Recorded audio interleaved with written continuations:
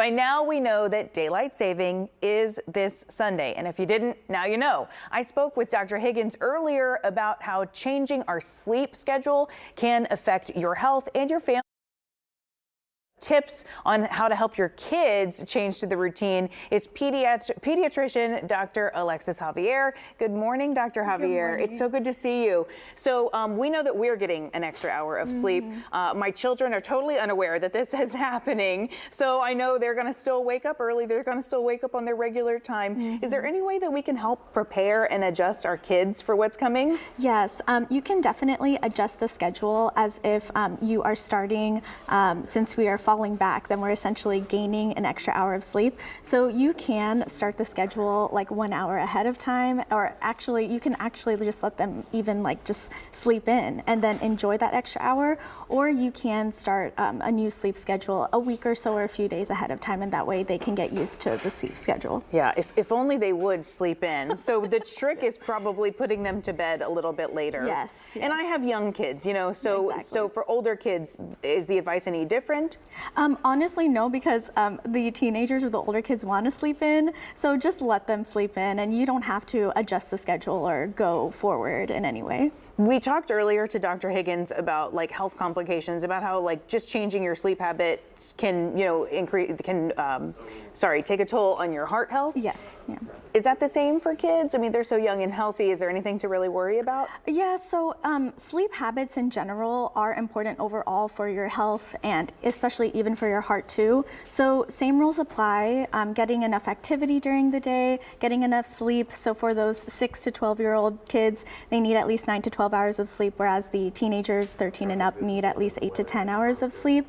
And then just making sure that they're not having troubles falling asleep, not snoring, and they're getting good quality sleep throughout the night are important. Yeah, I'm glad you mentioned that, because people tend to forget just how much sleep kids really need. They do need a lot. They're still growing. Yes.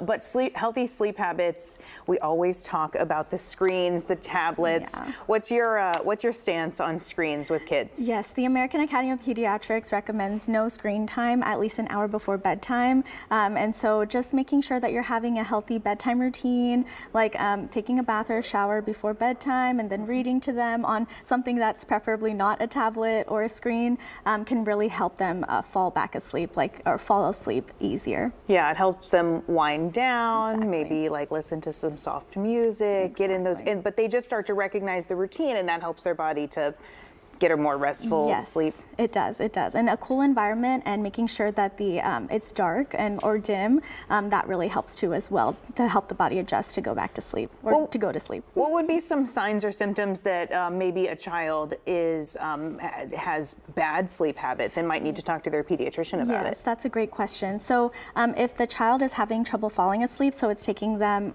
half an hour or more to fall asleep, if they're not sleeping that full 9 to 12 hours for the small ones, and then 8 to 10 hours for the older kids, and if they're snoring or if they're waking up frequently in the middle of the night, those are reasons to see your doctor and find out if your child has any sleep problems. Which might become more, apparent now that we're like actually focused on sleep because of the time change. Exactly. So good things to look for. I know with adults, if you're snoring, it's probably a signal that you might even need to be tested for sleep apnea. Can kids get sleep apnea? Definitely. Oh yes, and we take snoring in kids very seriously. Really? It can affect them way more than adults. And it can look like hyperactivity, or even ADHD, or attention deficit hyperactivity disorder.